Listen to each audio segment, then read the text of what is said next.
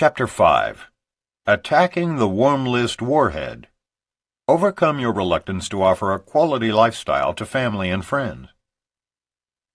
The first 6 months in the career of a new distributor are critical.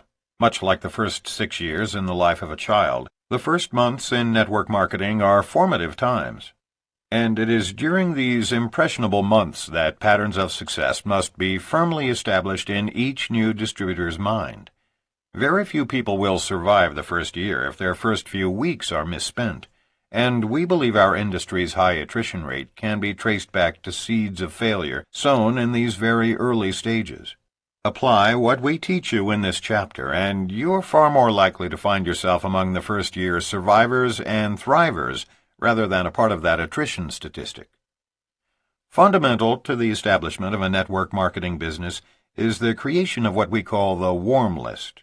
In fact, it's so critical to success that we've allocated this entire chapter to define, explain, and teach you step by step how to utilize your most powerful resource.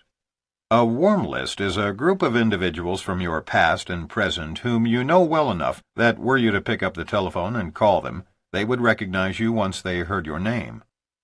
The value of a warm list is that for the first few months, new distributors are able to speak with people they know, and, more importantly, those with whom they would love to forge a lifetime business relationship. Indeed, one motive for our recent partnership with other experts in the think tank consulting firm 21st Century Global Trust is to educate network marketers how to prosper in the coming century by focusing on relationship marketing rather than merely sifting through huge numbers of prospects. We are currently working on a simple, easily duplicated system which will allow many more distributors to capitalize on their own warm market relationships, as opposed to the past process of just throwing mud on the wall and hoping some sticks. Furthermore, it matters little to this group of family and friends that distributors are new or that their presentations are mediocre. By beginning with this inner circle, what we call warm contacts, new distributors will be prepared to enter the more judgmental world of cold marketing, attempting to recruit professionals whom they've never met, should they have to do so. That's when approaching large numbers of prospects becomes crucial. Your warm list is what sets you apart from everyone else in the business. It is your edge for success. Without it, your approach to this business is not terribly different from standing on a street corner selling newspapers. Creating a large warm list. The larger your warm list, the more solidly you will establish your business. By age 30, social psychologists have noted the average person literally knows 2,000 people on a first-name basis. One of the first steps for new distributors is to begin making a 2,000-person list of people they know personally. We can hear the gasps and sighs already. Why do we recommend such a large warm list? If distributors are asked to create a 200-person list, they will average 60 or 70 names and feel proud. If they are urged to target 10 times this many, they will generally come with hundreds of names and apologize for being short of the goal. Once you are well on your way with your list, select your top 25 people, those with whom you would most enjoy being in business. Since we believe so strongly that the warm list is the key to starting every network marketer on the right track, we are going to devote some time to it. We want you to know what objections you will hear and how to overcome them, as well as how to create and use your warm list as a tool for building your business. Everyone has a warm list, but most don't know how to identify and record the names. 2,000 is a shocking number, but even more shocking is our inability to recall a mere 10% of those acquaintances without a specific triggering device. A triggering device is any list of people, places, occupations, directories, or things that allow us to recall people from our past. At the time we first became involved with network marketing, we each had a very extensive warm list, and have since recruited others whose lists far exceeded ours. We used telephone directories, old high school yearbooks, and books of vocations to help us create lists of several hundred people. The next section consists of a memory jogger to help you develop your own warm list. Memory jogger to help make your warm list. Who do you know whom you respect, shows genuine concern for other people, is active in their church, people always seem to like, does personal counseling, such as church leaders, doctors, lawyers, etc., is a professional, is in clubs and various group organizations or active in civic affairs, is in a teaching position in a school or business, deals with the public, such as police officers, firefighters, mail carriers, city officials, is in a management, supervisory, consultant, or trainer capacity, is looking for more out of life, is ambitious, assertive, and on the go, is considered a leader, attracts leaders, has children just starting junior high, high school, or college, has children with special talents that should be developed, wants to set a good example for their children to follow, owns a business, holds a very responsible position that is causing stress and pressure, wants to have freedom, is considering a new profession, changing jobs, or has recently changed jobs, is unable to advance in her job, has talents but is held back, just started selling or is an experienced direct salesperson, relies on ideas for his livelihood, authors, designers, promoters, advertisers, has never been able to get started or failed in business but still has strong desires, is going to college, business school, trade school, etc., or just graduated, was recently married and is just starting out, knows everyone in town, has international connections, exudes credibility, is elected to office, works with you now, you see at the gym, is looking for a job, you play tennis with, you know from the old neighborhood, appraised your home, already has a great job, takes care of your car, is on your Christmas card list, you take your cleaning to, is your accountant, you do civic work with, does your hair, runs the spa, you see at the copy shop, delivers your mail, seems to change jobs often, did your home repairs, is concerned about her skin and hair, is concerned about his weight, is into sports fitness, wants more time with the family. Who are our relatives? Parents, grandparents, sisters, brothers, aunts, uncles, cousins, children, step relations. Who is our mail carrier, newspaper deliverer, parents' newspaper deliverer, dentist, physician, minister, florist, lawyer, insurance agent, accountant, congressional representative, pharmacist, veterinarian, optometrist? Who sold us our house, car or tires, television or stereo, fishing license, hunting license, suit, tie, shoes, business cards, wedding rings, eyeglasses or contacts, vacuum cleaner, boat, camper, motorcycle, bicycle, living room furniture, air conditioner, kitchen appliances, lawnmower, luggage, Avon products, Tupperware, carpet. Do you know someone who lives next door or across the street? Is my spouse's barber or hairdresser? Teaches our children at school. Was best man, usher, maid of honor, bridesmaid. Was the photographer who took our wedding pictures. Is the purchasing agent where I work.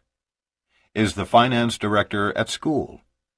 Goes hunting or fishing with me. Was my Army or Navy buddy. Is the architect who drew up house plans. Goes bowling with me or us. Is president of the PTA. Was my spouse's college fraternity brother or sister. We met camping. Is the credit manager of the store where I shop. Is my spouse's old high school teacher or principal. repaired my television, upholstered my couch. We knew on our old jobs. Went with us to the races. Is in my carpool. Installed our telephone. Has a laundromat. Teaches ceramics. Owns a taxi service. Cuts the grass, or my parents' grass. Painted the house. Owns the pet shop where I bought our dog. Installed our refrigerator. Renewed my driver's license. Owns an apartment. Is in Rotary, Lions, Kiwanis with me. Is JC president.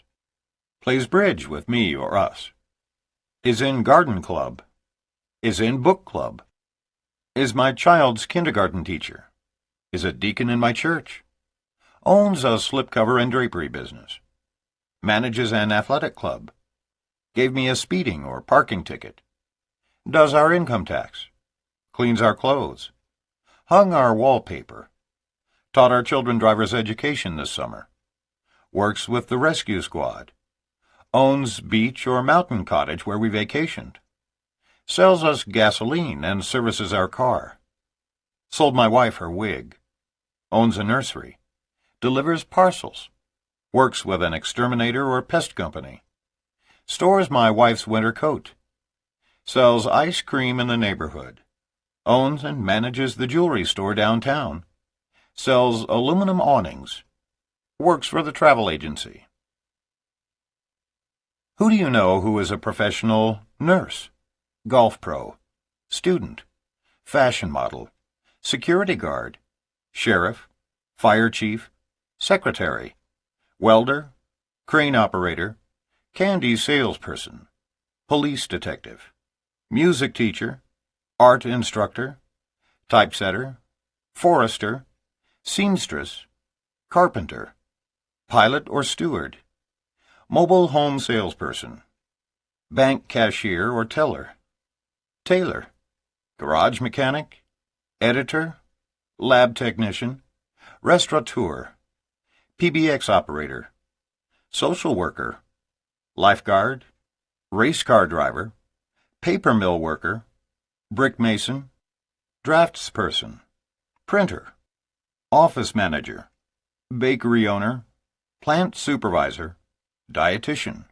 mechanic, anesthetist, surgeon, librarian, mortician, missionary, real estate agent, railroad ticket agent, newspaper press operator, bulldozer operator, bus driver, airline ticket agent, computer programmer, motor home dealer, business machines salesperson, soft drink distributor, air traffic controller, interior decorator, swimming teacher, typewriter salesperson, grocery store owner, insurance adjuster, warehouse manager, moving van operator, rent-a-car representative, professional baseball player, professional basketball player, professional football player, television anchor or producer, tool and die maker, cookware salesperson, dance instructor,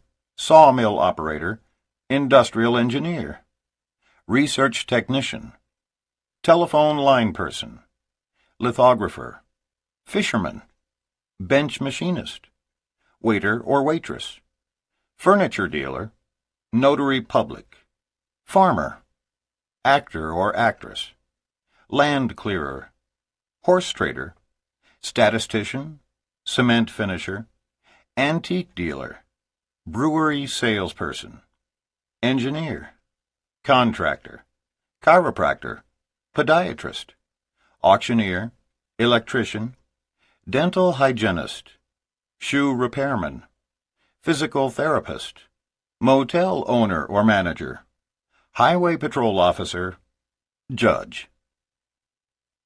Take the time and use the resources to develop your list.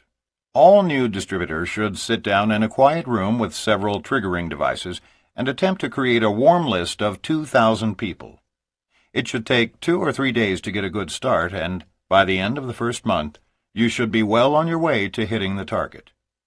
You will never regret starting your business with this tool.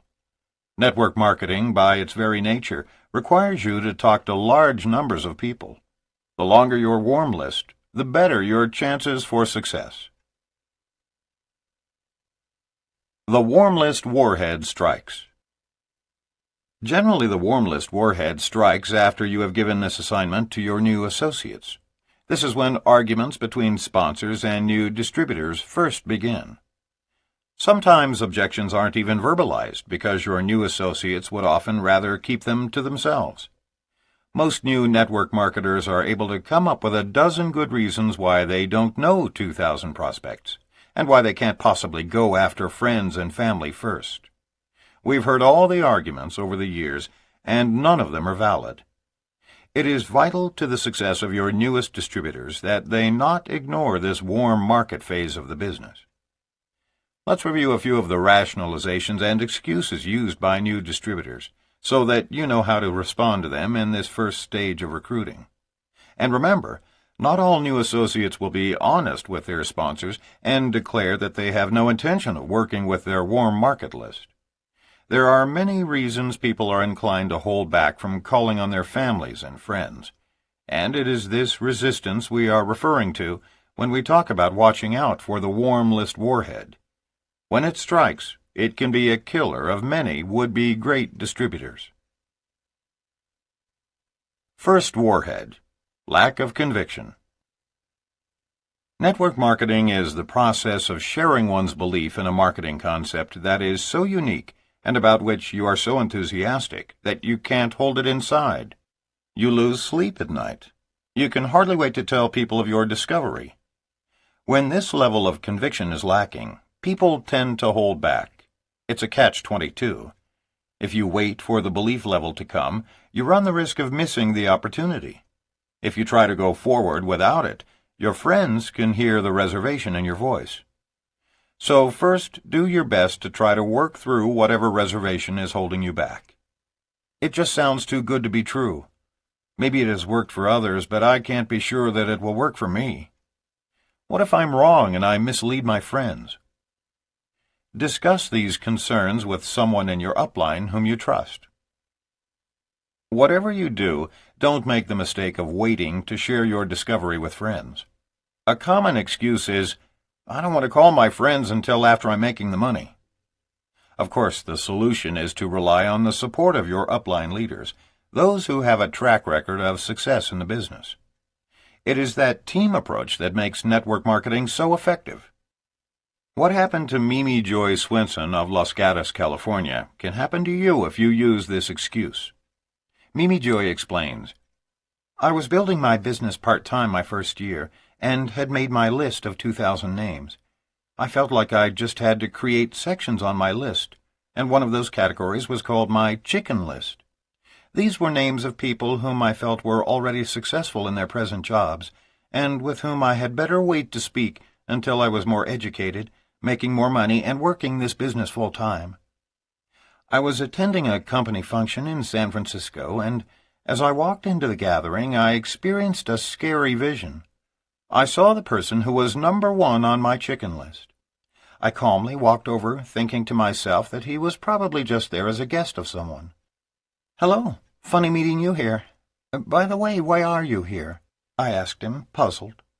He proclaimed, 'I have just recently been introduced to this great opportunity and have made the decision to build the business and replace my income.' I proceeded to turn a deep shade of green-yellow and gulped, saying, 'Well, isn't that just wonderful? I know you will be very successful.' I wished him luck, and like a sad, hurt little puppy, I moped to the back of the room to find a seat. I got myself situated, but was feeling quite sick. As the meeting began, I noticed the woman principal at our daughter's school, and she wasn't even on my list. The moral of this story for me is to never, ever prejudge people for this business, because they could end up sitting right in the same room with you at your next meeting." Having learned the importance of working with those on her warm list, and not letting anything hold her back from calling them, Mimi Joy has now made it more than halfway to the top of her compensation plan, loving the work and lifestyle of a network marketer. Until your belief level is 1,000%, You might try this script when you approach those on your warm list. I've just gotten involved in a new business that has me so intrigued, I just had to tell you. There are people making more money in a month than most make in a year. And what got my attention was the lifestyle.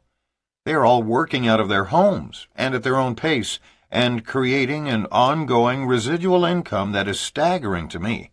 I don't know if this is for real, but I can't stop thinking about it. When I saw the caliber of people coming into it, I thought of you and your husband, right away. I can't think of two people I'd rather be in business with. Besides, you two know everyone in this community, and they all respect you so much. I really think I'm onto something. But I'd like you both to look at it and tell me if I'm crazy. A few close friends are coming over Wednesday night, and I would love to have you both join me so I can show you exactly how this works. Or would Thursday during the day be better for you? I really value your opinion. Until you have replaced your income in this business, it is understandable that you may have some reservations. But don't try to solve the problem by avoiding your warm list. Approaching strangers is much more difficult than reaching out to your family, friends, and acquaintances. Find the words that are comfortable for you, but whatever you do, begin calling those on your warm list. You want to be in business with those people you most enjoy, because your network organization is for life. So approach your favorite 25 people first. If you let your doubts stand in the way of beginning your business, you are guaranteed to fail. If you can find a way to go forward with honesty, you may succeed. Believe us when we say, with success comes conviction. Second warhead, lack of self-esteem. Many people avoid their warm market because of their poor self-image. It's a delicate issue, and one that must be approached with sensitivity. Some people do not feel that their friends and relatives respect them. In fact, many people believe that the friends they approach will laugh at them and ridicule them for attempting to be an entrepreneur. Let's look at a classic scenario. Bob is a bus driver who loves to play poker on the weekends, and he belongs to 3 different groups of men who also love to play cards. As Bob makes out his warm list, he writes down the names of 12 men whom he knows well from the poker clubs. The only problem is that Bob is lowest on the socio-economic totem pole. The other men are white-collar professionals, and while they respect Bob's skill as a poker player, Bob just naturally assumes that they wouldn't consider listening to him about a business deal. But Bob is totally wrong. Unless you address this issue in general terms during training, Bob will not approach those men. Here's what we suggest you say, because there will always be someone similar to Bob in your group. Folks, the biggest challenge you're going to face just as soon as you succeed in this business will be the anger of people to whom you never even showed this opportunity. You may have a group of friends, even physicians and attorneys, whom you're afraid to approach. But they won't be your friends anymore when they find out that you got involved with a business that's now paying you $30,000 a month, while they're still going into an office 60 hours every week. Why would they be upset with you? Because you didn't think enough of them to show them this business. If they do resist even attending your presentation, tell them right up front that it's their choice whether they get involved or not. But you wanted to make absolutely sure that they won't turn on you in a year because you didn't give them a chance to see this opportunity as soon as you knew about it. Notice the strategy here. We keep it a soft approach and refer to professions like law or medicine. Most everyone who isn't a lawyer or doctor looks up to those professionals. And in our business, it's really not uncommon for a student or maid to sponsor an accountant or a CEO of a corporation. On a scale of 1 to 10, if you think of yourself as a 5, once you sponsor a 10 into this business, you become a 10. Move past your comfort zone and offer everyone on your list this opportunity. The truth is this: we are all 10s in potential. We just need to seriously buckle down and recruit as many frontline distributors as we can. Don't let this warm list warhead hold you back. Third warhead, fear of losing credibility. As more professionals enter the network distribution industry, it is natural that they will want to postpone acknowledging their participation until the time is right. For example, some will pretend that it's their wives' business. The problem is that if you're a professional and people sense your doubts or uncertainty about the industry, they will also be suspicious. Some will choose not to join, and others will join but build through someone else, such as their spouse. But the reality is that once someone of stature has joined our industry, the floodgates start opening for everyone. And more often than not, it's the ordinary, everyday people who make it to the pinnacle, not the big hitters of traditional business, law, or medicine, though they certainly can earn enormous wealth while pushing their sponsors into the stratosphere. We can relate countless stories of people who have failed at this business because they were afraid to let their peers know how very serious they were about building a networking organization. One story goes back to 1990, when Rene sponsored a couple, Susan and Richard, from the San Francisco Bay Area. She was a corporate executive on maternity leave, highly motivated because she wanted to stay home with her baby and not return to the office. Susan was a competent, organized self-starter. Richard was a high-level salesman for a food manufacturer who admitted that he was no longer excited by his job, even though he was well established with a Fortune 500 company that was strong in the global marketplace. Richard was concerned about how his reputation among his corporate peers might suffer by joining network marketing. He could not afford to have his boss learn of his involvement, which he felt might result in him losing his job before their network marketing business actually began generating a good income.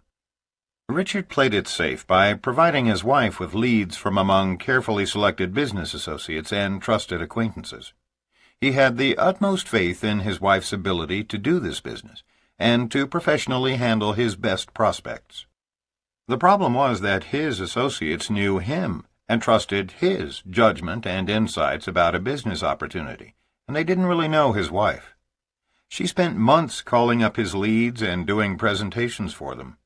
He was even present at some of her business meetings. But because of his fear of losing his professional credibility, he never openly admitted that he believed in the business hook, line, and sinker. He never let prospects know that at some point in the future he was planning to give this his full-time effort.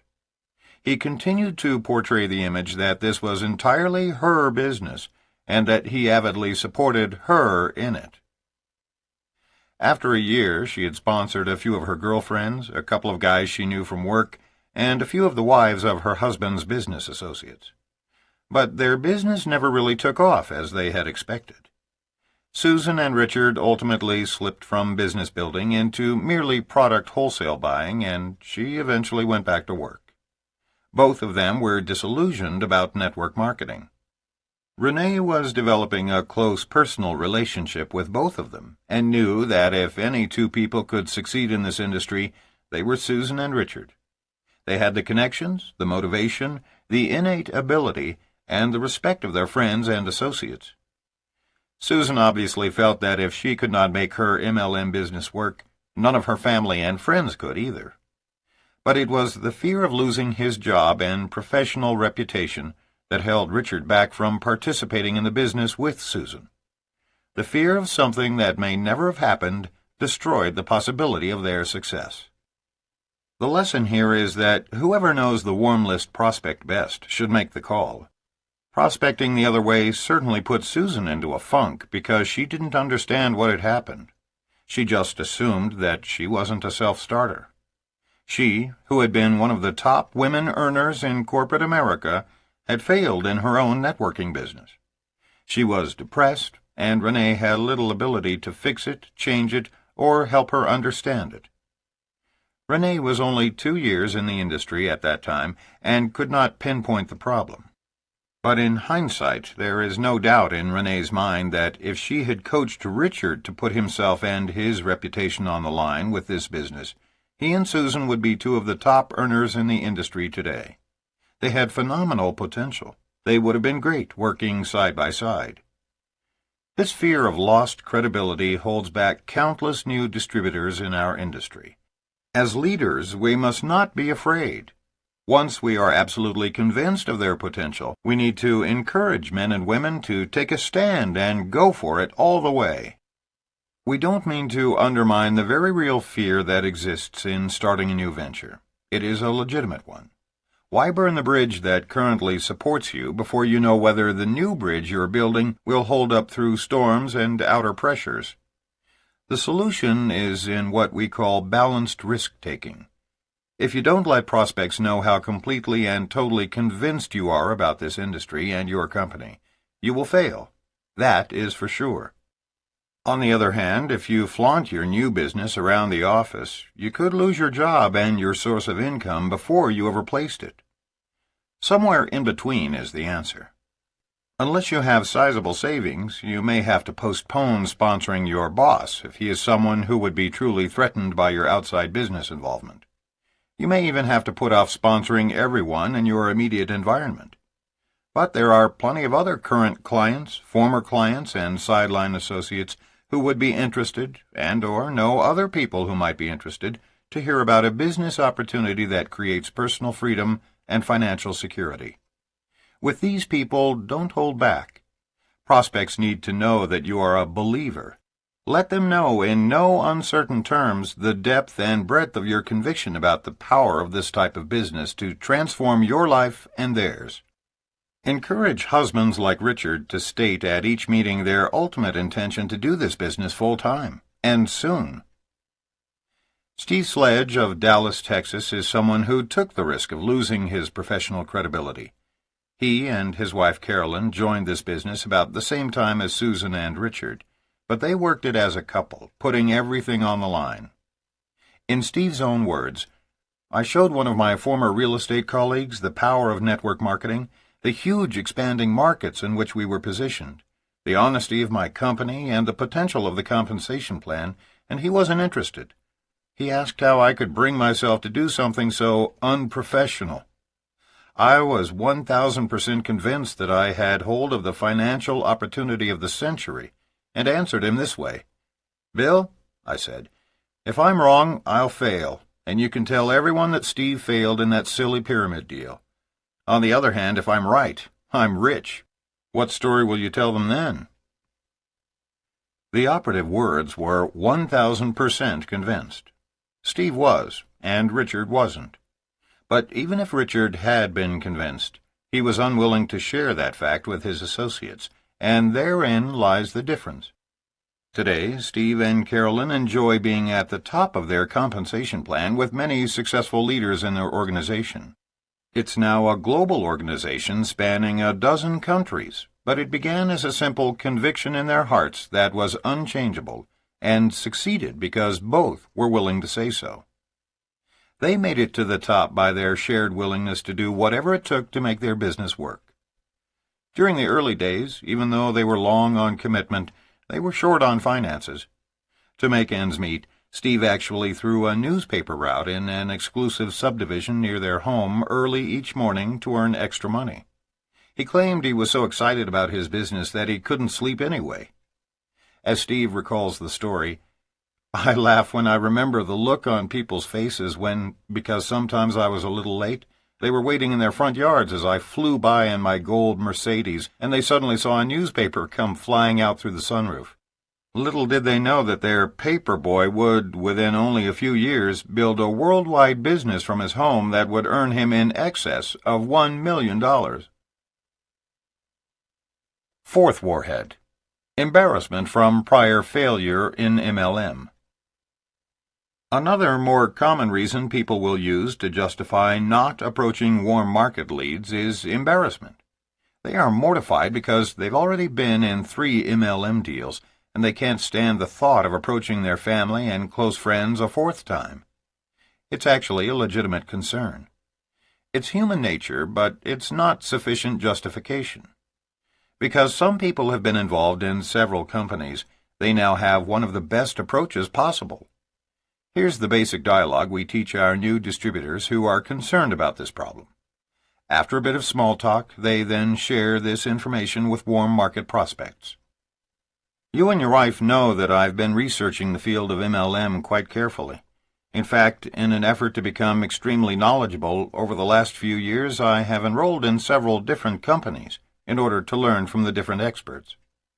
Well, I'm happy to tell you that all the analysis finally paid off. I've been able to master enough about the industry to pick the global organization that allows people to earn $30,000 to $50,000 a month in the shortest amount of time.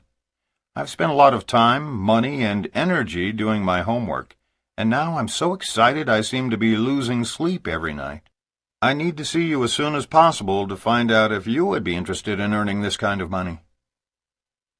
Instead of portraying your past involvement or your new distributor's past involvement as a liability, turn it into an asset. Wouldn't you much rather purchase life insurance or an automobile or actually anything from someone who has had the broad experience of representing more than one company? If this is your situation, then be sure to use this strategy to approach the people in your warm market. Fifth Warhead: Qualifying the leads. There is a critical difference between traditional business and MLM. Traditional sales and marketing reps are taught to always qualify their prospects. For example, a Xerox rep wouldn't attempt to sell a $3.5 million laser printer to a company that didn't need it or couldn't afford it. To qualify a prospect is to determine, before an attempted sale, if indeed that prospect both needs and can afford your product or service. But we call MLM the great equalizer because anyone can achieve staggering levels of success. To decide in advance that one person is too important to be approached about your business or another is too inadequate to succeed can literally be economic suicide. Do not, under any circumstance, attempt to determine in advance who is qualified and who is not, who may be interested and who will not be, who is approachable and who is not. Consider one of the most successful distributor teams, Tom and Terry Hill. Terry left the corporate world as the #1 Xerox salesperson in all of North America. She was an expert at qualifying her leads. Tom was a stockbroker for Merrill Lynch. During their first year in network marketing, they had to break a lot of old habits by not qualifying their leads. What finally drove it home for them was when, early in their networking career, they held an opportunity meeting in their home.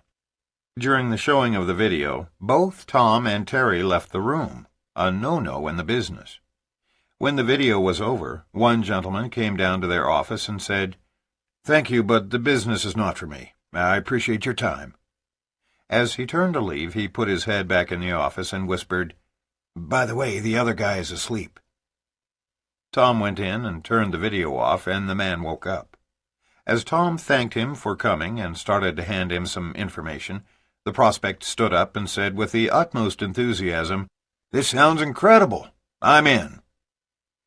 When the timing is right in someone's life, it is right, no matter how wrong everything seems. Even an unconscious man can evidently become excited. Today, this distributor has hundreds of distributors under him in both the United States and Australia. He is one of the strong legs in the organization built by Tom and Terry, who have now sold their MLM business and moved their family to a small town in Tennessee. After all those years in the corporate world, they both feel extremely fortunate to have left the stress behind. Now they both have the time and money to live the laid-back life they have always wanted. Another one of our frontline distributors was a college student, earning $800 a month as a student teacher. His brother David was a detective investigating hit-and-run accidents in Houston, Texas. We are, of course, referring to Dennis and David Clifton, two of the real legends in the network marketing industry.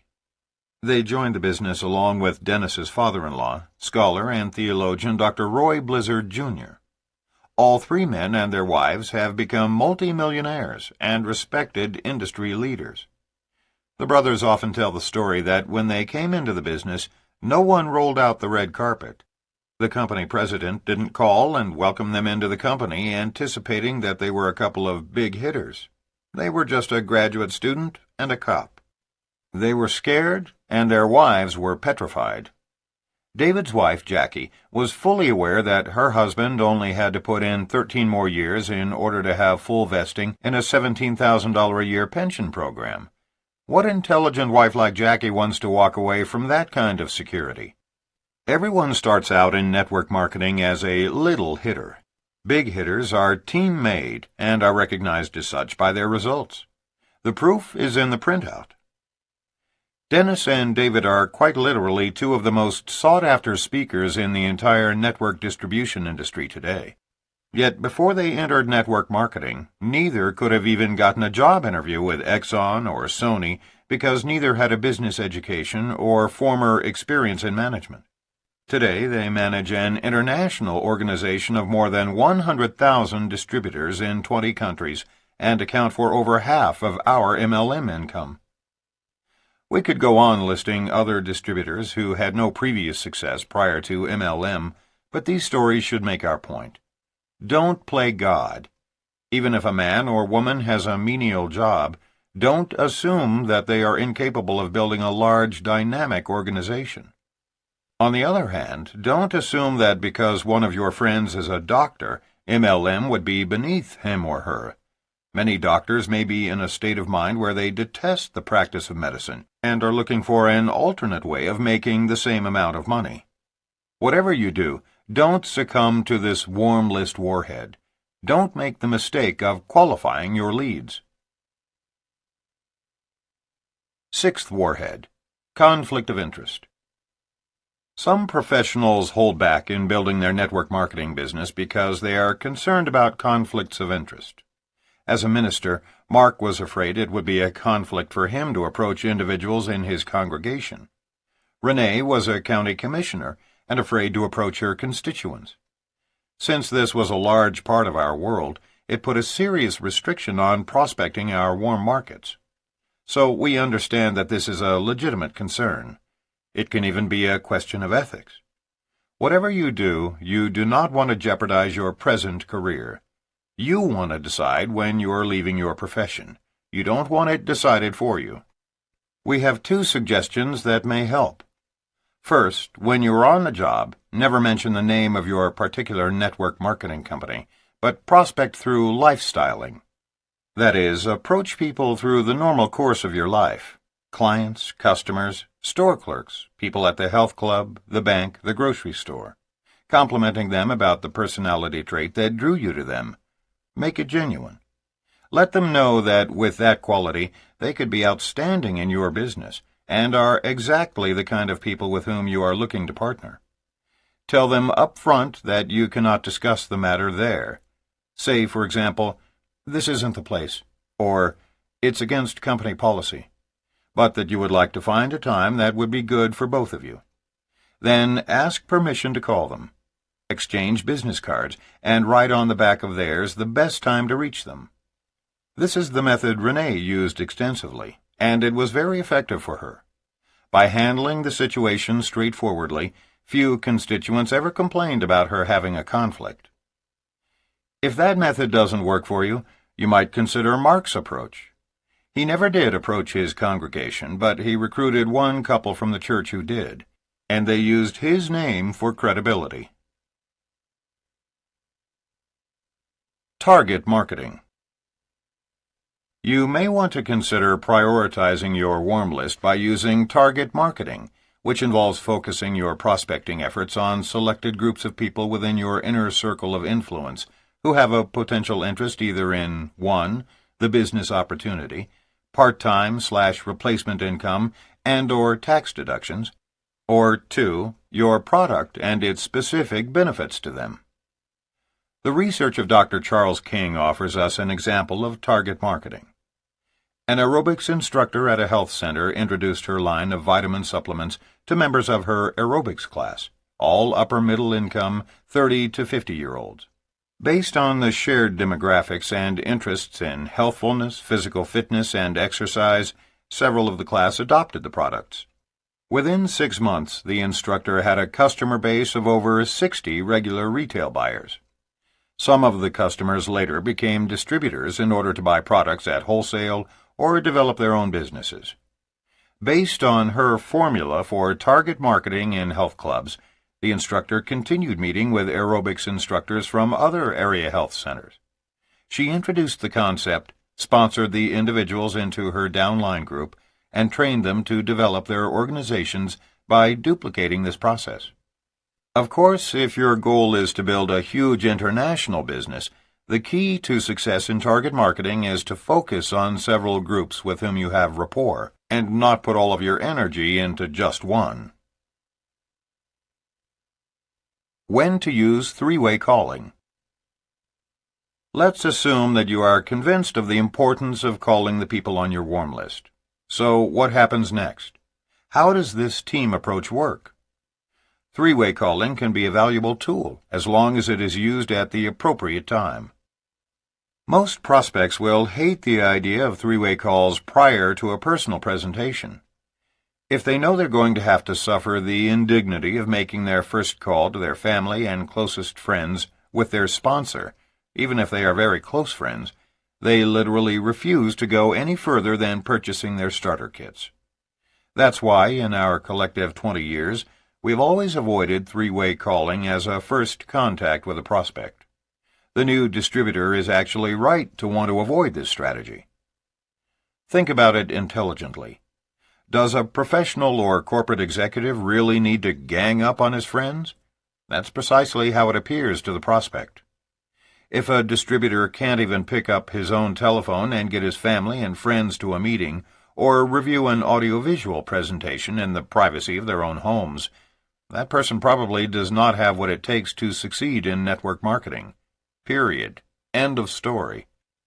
Once trained, your new distributors should always be allowed the courtesy of talking to their closest friends and family without the presence of some hyped-up sponsor trying to overcome objections and prove how brilliant she is to her new distributor.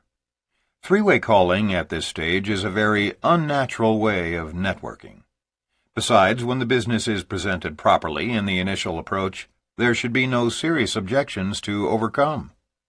If there are a lot, that person is not a prospect anyway. Call him or her again in 6 months. Don't badger them with your upline on the other extension. The only way this could be helpful is if your sponsor is listening silently on the line during your first few calls in order to offer some constructive criticism afterward. The best time for three-way calls is after a prospect has seen the presentation.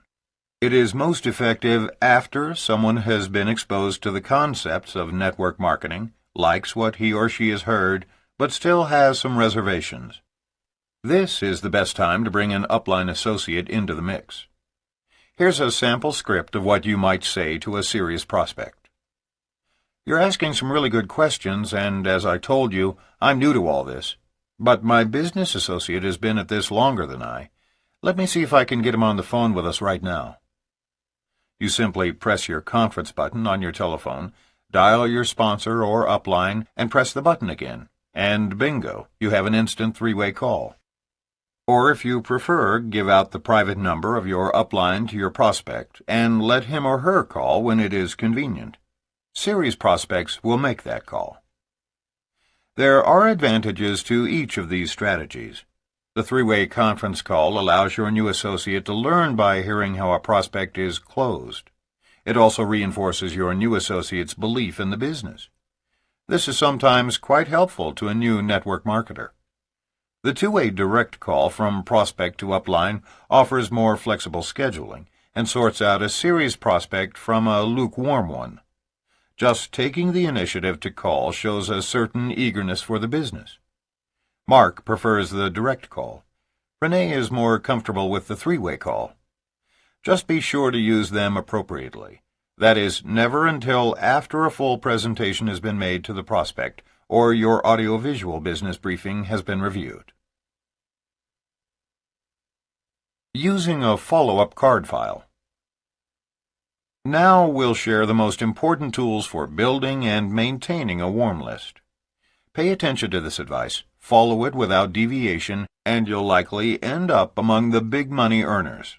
In a very short time, this method will enable you to have more prospects than you have time to call. Purchase a 12-inch long card file cabinet. In addition, purchase 12 dividers, 1 for each month, and 31 numbered dividers for each day of every month. Index card dividers can be purchased already labeled and numbered. Then purchase several hundred index cards and write the name of one warm market prospect at the top of each card. Next to each name, write his or her telephone number. Beneath the name on the left-hand side of the card, write the heading words, Date Last Contacted. On the right-hand side, write Actions and Results. Every time you obtain any person's name and telephone number, especially new people you've just met or prospected, create a new card. Of course, for computer buffs, there are software programs for organizing and following up on leads. What matters is that you have a system for keeping track of your prospects. Now for the critical system. From that point forward, you are going to call every single person on your prospect cards every 6 months until they either sign up or die. Never, ever are you to throw away leads until they become distributors or you attend their funerals. As you speak with your prospects and they tell you all the reasons why this isn't a good time to get together, politely ask them if you can contact them at a later date. They'll almost always say yes. Move the index card to that month in your follow-up file. The day-by-day dividers are, of course, used in the current month. Some people will need a follow-up in 2 days. Or, if you fail to reach some people, you should put their cards in the next day's file. The average full-time worker in any field in America, Europe, and Asia will change jobs every 3.7 years. Try to contact prospects every 6 months. No matter how adamantly they rejected you previously, eventually you are going to catch them during a period of job transition. If presented properly to people during those inevitable transitions, network marketing will be next to impossible to turn down. Remember what we've stressed before. Network marketing is all about timing. If prospects are in the right time in their lives for change, it doesn't matter how poorly MLM is explained. They'll probably decide to give it a shot. Conversely, prospects who are not in the proper time of life probably won't be receptive, no matter how articulately or professionally the business is presented. Steve Sledge says he had fun using the follow-up system. Sometimes after I explained the power of network marketing to some of my former business associates and showed them the 5x5x5 illustration of logarithmic growth, they smiled. Some even laughed and said, "Hey, Steve, give us a call when you get rich." So I did, every last one of them. Starting with warm market prospecting. So now you know some of the excuses people will throw at you in an effort to put off prospecting their warm lists. But why is it so important that sponsors encourage them to do it? Warm market prospecting is much easier than the cold, cruel world of trying to persuade people you've never met to quit their jobs and join you in MLM. Cold market prospecting requires professionalism, enthusiasm, competence, and moxie. You are trying to convince veritable strangers that they should abandon their weekly paychecks and comfort zone jobs or professions to follow you into an entrepreneurial pyramid. At least, that's how prospects view it. This is where the numbers play an important role. You will talk to a greater number of people in cold marketing than in warm in order to generate the same favorable responses. In those circumstances, you better be confident, self-assured, and proficient at responding to their primary objections brought up at recruiting meetings. Cold market prospecting is aptly named. It's cold. Because your warm market is comprised of folks you know, it is much more understanding and forgiving than our total strangers. There's an old saying in our industry, every great multi-level marketer was a lousy multi-level marketer first. No one starts out poised and self-assured. So it just makes good sense to approach your strongest relationships, those with your family and friends, first. And you're not alone. Your sponsor should do your first 2 or 3 presentations for you in your home with your friends, or support you by phone if long distance. We'll discuss that later in this chapter. But now let's examine the proper way to approach warm market leads. Success results more from attitude than ability. Because attitude rather than ability leads to real success in network marketing, Your biggest asset is enthusiasm. But we're not talking about some fake excitement that is a learned behavior or following some script written by your upline associate. We're talking about natural enthusiasm, that is, your excitement after realizing you could be only months away from earning $20,000 a month. Again, we remind you that if you aren't truly excited about this business opportunity, read or listen to anything that will build up your enthusiasm. It is essential to effective prospecting. Whatever strategy works to motivate you and get you in a positive frame of mind prior to calling warm market prospects, employ it. The deeper your belief level, the greater your chance of success. It also helps to realize that you are first and foremost an educator. You're not a salesperson, nor are you a professional recruiter. Your job is to teach as many people as possible that there's a better way to live and to earn residual income. The only way you're ever going to convince people to change careers and to join you in MLM is if you can get them to agree to sit down with you for 45 minutes to take an objective look at your business. When you call your warm market leads, your only objective is to get them to seriously consider your company. Probably nobody in the history of the network distribution industry has been so persuasive as to be able to convince prospects over the telephone in their very first call to change jobs and join their company. Nor do we know distributors who can consistently sell products or services over the telephone. So don't try. Network marketing is a business of education. You may want to begin by having your prospects review an audiovisual package, but eventually you need to interact face-to-face. It is about teaching people how to teach others to build an organization of people who use and share products and/or services. And keep in mind, the more information you give to prospects over the telephone, the less likely they will be willing to listen to an audio or attend a business presentation. Try to raise their curiosity over the phone rather than satisfy it. Do not give information out during your first call or answer a lot of questions. Share your enthusiasm and set a time and place for the meeting to which you are inviting them. Make sure you are talking from your heart, inviting those with whom you truly wish to associate. MLM is an ingenious industry in that its leaders and founders learned long ago that people usually make decisions based on certain emotions. A desire for more money is one of the reasons you can count on to motivate prospects to attend meetings. Later in this book, we will also show you how fear of loss is what motivates many folks into creating wealth. No product or service, except perhaps a lure to a better career, is exciting enough to cause people to want to change professions. But the possibility of having total control of their time and a monthly income of $20,000 to $30,000, maybe even $50,000, gets the attention of most people, even the most cynical. So here's another approach to friends and family. Begin with small talk, but purposefully cut that off as soon as possible, and in an extremely enthusiastic manner, nearly out of breath with excitement, say something like the following. I've got to tell you the real motive for my call. In fact, I can't hold it back any longer. My wife and I are so excited about what we've blundered into, and we want to share it with you because, frankly, we can't think of anyone else we'd rather spend the rest of our lives in partnership with than the two of you. Listen, I'm going to ask the same question of you that was asked of me a couple of weeks ago. If you were absolutely convinced after a full due diligence that it was possible for you to earn legally and ethically up to $20,000, $30,000, or even $50,000 a month, and kick back and relax in a few years, still earning that much without a major investment, would that be a business that would interest you?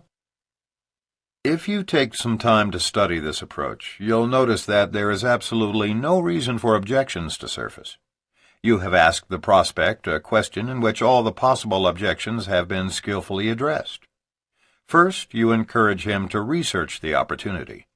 It's moral, it's ethical, and there is minimal startup cost. The potential earnings are substantial, they are residual, and even more important to people in this global economy, success will allow him considerable free time. If, after hearing this question, your friend argues at all, regardless of the objection, you'll know that he or she is not a prospect today. Don't badger your reluctant prospects. Be sure to end the conversation on a positive note, asking permission to check back with them in a few months. Simply write on the prospect's card, "Wasn't interested," and place it in the folder to remind you to call again in exactly 6 months' time. Remember, this is a business of timing, finding people who are ready for change. No need to sell people on network marketing. One of the biggest mistakes most new distributors make is arguing and attempting to sell people on the business at the wrong time. Think about it a moment. Where's the objection to the question we've posed? There is none. So what does it accomplish for a new distributor to stay on the phone with his friend, trying to overcome every objection and pestering him to death? Or worse, what if an upline associate is on the call also badgering the prospect? Even after 6 months, that friend will not be open and receptive, even if the time is right. Alex Marr of San Francisco, California, learned this lesson the hard way. When I first decided to pursue a network marketing business, I was in my last year of law school. When I told my friends and fellow law students of my decision, I was completely unprepared for the onslaught of well-meaning but tremendously negative advice I received. Most friends laughed, some openly showed their disgust for the industry, and a few went so far as to print up brochures with my name on them that said things like snake oil and fraud for sale. None of them, however, would look at the facts about my company and the opportunity associated with it, even though those friends were both intelligent and about to embark on a career in law, where looking at facts before making judgments is one's entire profession. I was discouraged initially, but I knew I had a great opportunity. I set out to assemble mountains of evidence proving that network marketing in general, and my company in particular, was legitimate. That's what law school had trained me to do. After a year of assembling books, articles, newspaper clippings, along with audio tapes and videotapes, I approached some of my friends again. I was much more confident because I had the facts on hand to back me up. But nearly all my friends still refused to come to a presentation, even after having seen the facts and figures I put together. I was completely blown away. How could they refuse to join my company when all of my statistics clearly showed that it was in their interest to do so? The lesson I learned sunk in over the next few weeks. I can convince a person intellectually that joining my network marketing company is a great decision, but if that person does not believe he can succeed in my business, or if he does not believe in himself and his own abilities to learn and grow, all my facts and statistics are useless. He will not join my company, and even if he does, he won't do anything after he has joined. I wasted a year assembling information to convince people who were just not interested, when I could have been out making presentations to people who had expressed real interest. Mark Yarnell summed up this lesson well. A person convinced against his will is of the same opinion still. Now, I don't waste time showing facts to anyone until I have sifted for interest first. I could have shaved a year off my learning curve if I would have followed that advice earlier. Patrick Schumacher of Payson, Arizona, had a similar learning curve in this business. He read in Success magazine that the next time you are with a friend, ask him if he has ever wanted to start his own business. What if I could show you a business that you could start for about $500 with the potential to pay you what a CEO of a Fortune 500 company makes? And the company with whom you partner would take care of all R&D, packaging, payroll, opening of foreign markets, and legal matters. Would you like to know about this business? I emailed that same message to a friend who works for a high-tech company because he complained to me that the company he worked for had just cut his commissions. He responded that he was not interested. Rob didn't even ask me what the business was about. No interest, nothing. I couldn't believe it. Then, 2 weeks later, my sister-in-law visited me and used the products that we have in the shower. She loved them and wanted to know how she could get some. Once I sponsored her, she spent around $1,000 on products and was unable to stop talking about how excited she was. Within 2 months, she told me she was quitting because she didn't have time. She manages her husband's plastic surgery practice, so I asked her if she thought that people who spend thousands of dollars on plastic surgery would want to use these products to maintain a youthful appearance. No answer. I thought maybe it was something I did, until I remembered the SW rule. Some will, some won't, so what? Because someone else is always waiting. Once I understand the 4-letter word next, I begin to always move forward and never look back. Patrick's approach is a solid one, and now so is his attitude. Network marketing inevitably requires you to talk to many people within your circle of influence. By reaching out to enough people, you will eventually find those for whom the time is right. And that is when the personal relationships begin, what we call relationship marketing. No need to pressure friends into the business. Another mistake made by a new distributor is to pressure 20 friends to get into the business. And they do, oftentimes merely to shut the recruiter up. Then the new distributor spends the next 6 months trying to drag those people across the finish line.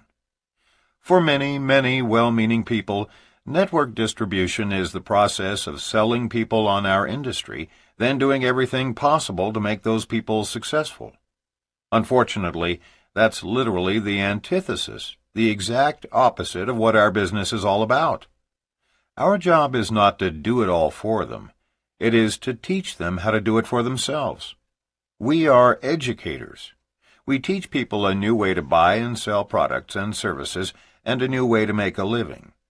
The more people we educate, by getting them to review an audiovisual package and then sit down in our homes and hear the whole story, the more money we all earn. And the more people we approach with extreme enthusiasm about partnering in a business that will generate big money and free time, the more people we get to our homes in the first place. So make absolutely certain that you leave no one off your warm market list.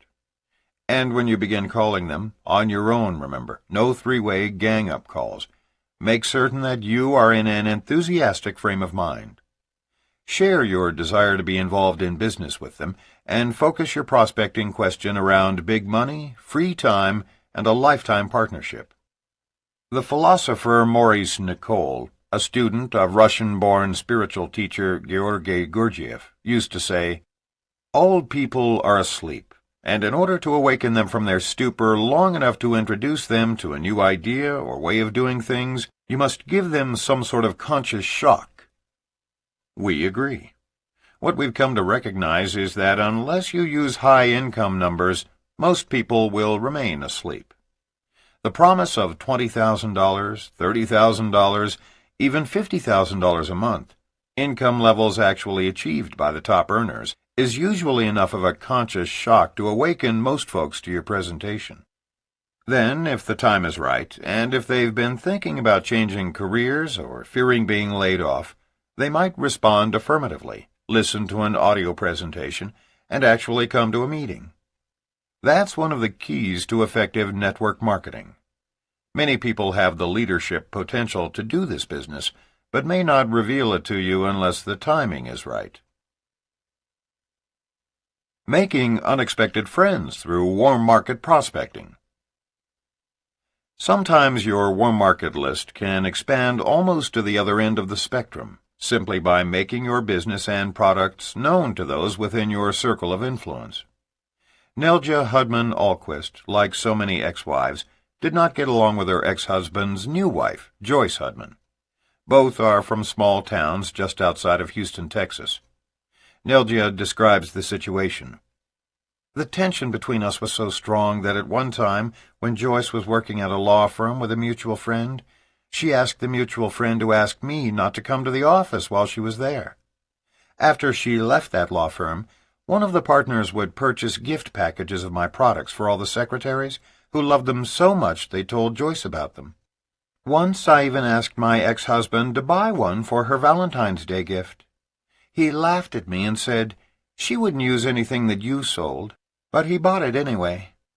To my surprise, after using what he bought, She called and asked what other products we had, and asked if she could come over. We did a skincare clinic, and she left as my new distributor. We are now close friends and work together in the business. It has made a wonderful difference for my children. We recently roomed together in Dallas for a regional conference with our company. Everyone looked puzzled when I introduced her as my wife-in-law. To make things even funnier, last week I went to her house to wait for my son. There were 2 other ladies there. One was engaged to the other one's husband and was there to pick up her son. They too had come together through our business. It's amazing the friendships you forge when you work in this business. You make friends with people you never thought possible. Putting the list to its fullest and best use. Don't let any of the warm list warheads strike you. Reach out to everyone on your list, starting with those in your city whom you would enjoy as partners in the business. Contact your top 20 or 30 family members and friends and invite them to take a look at this exciting opportunity. If possible, your sponsor should be there with you for your first 2 or 3 home meetings. It's best to present the opportunity to small groups of 3 to 6 people at a time. Invite twice as many guests as you want to allow for the no-shows, which are an inevitable part of this business. Focus your first 90 days on relationship marketing. That is, reaching out to those closest to you to extend the invitation to create a business partnership intended to enhance the quality of your lives. Over the course of your first year, devote almost all of your time to approaching the remainder of your list, setting appointments, and presenting the opportunity. Notice that we didn't say, take them to someone else's meeting. These are your prospects, your appointments, and your presentations. Using your warm list, keep doing this over and over until you reach your desired goal. Of course, once you have sponsored new associates, train them to duplicate your efforts, to use and share your products and services with a small circle of friends, and then to prospect, set appointments, and assist them in doing their own meetings with those on their warm lists.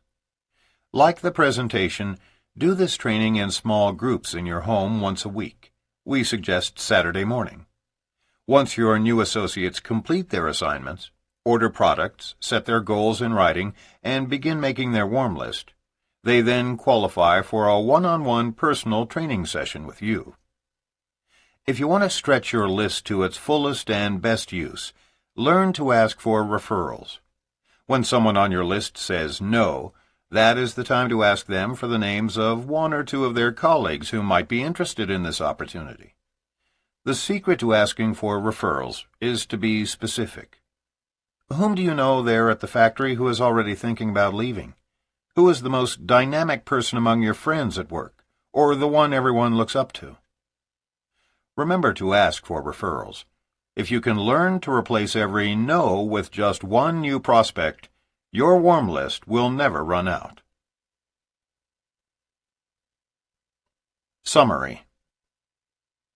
A warm list is a group of individuals from your present and past whom you know well enough that were you to pick up the telephone and call them, they would recognize you once they heard your name. The direction of the 21st century is to build on warm market relationships as opposed to the philosophy of throwing mud on the wall and hoping some sticks. The larger you build your warm list, the more solidly you will establish your business. Make sure new distributors are taught how to use triggering devices in order to help them recall at least 2,000 friends and acquaintances. Remember not to yield to the arguments and rationalizations new distributors use in order to avoid approaching their warm markets. If you let your doubts stand in the way of launching your business, you are guaranteed to fail. But if you go forward and persevere, you will succeed. Move past your comfort zone and offer everyone on your warm list this opportunity, especially those you feel are already too successful to consider doing this business.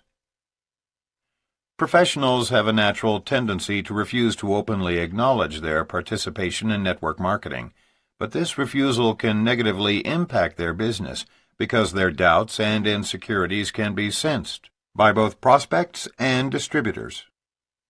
If you can't let your associates at work know about your involvement in network marketing, be sure during in-home presentations to show that you are proud and enthusiastic about the industry and your company. Your reluctance to approach your warm market because you have been in other MLMs and have already approached the same people in the past can easily be overcome by assuring your friends and family that your research and analysis has finally led you to the right company. Never qualify your prospects. To decide in advance that one person is too important to be approached or another is too inadequate to succeed is economic suicide. If your professional career has a potential conflict of interest that hampers recruiting efforts, you can either 1. Prospect through lifestyling, that is, by approaching people through the normal course of your life, letting them know, without mentioning your business, that you would like to get together with them when it is appropriate. Or 2. Sponsor someone who knows your business associates and can ethically approach those people. You may want to consider prioritizing your list by using target marketing, wherein you share a personal background with certain groups from your warm or lukewarm market. Always allow your new distributors the courtesy of talking to their closest friends and family without the presence of their sponsor on the line. Three-way calling is most effective after the presentation, not before. Or you may prefer to have the prospect make a direct call to your upline associate. Use a card filing system to track your prospects. Call all the people on your prospect cards every 6 months until they either sign up or die. Beginning with the warm market is best because approaching friends and relatives is much easier than approaching strangers. Attitude is more important than ability in network marketing. During your recruiting efforts, think of yourself as an educator more than as a salesperson. Until the presentation, your intent is to stimulate the curiosity of your prospects, not satisfy it. When contacting warm market leads with the possibility of partnering in business, emphasize big money and free time, rather than any specifics about the company or products. When prospects object to an enthusiastic, big money, free time partnership, don't argue with them. Simply file their card and call them again in 6 months. A person convinced against his will is of the same opinion still. Remember the SW rule. Some will, some won't, so what? Because someone else is always waiting. Focus your first 90 days on relationship marketing. That is, reaching out to those closest to you to extend the invitation to create a business partnership intended to enhance the quality of your lives. During your first year, devote almost all of your time to prospecting, setting appointments, and presenting the opportunity until you reach your desired goal, and teach your associates to do the same. When someone on your list says no, that is the time to ask for the names of 1 or 2 colleagues at work who might be interested in your opportunity. If you can learn to replace every no with just one new referral, your warm list will never run out.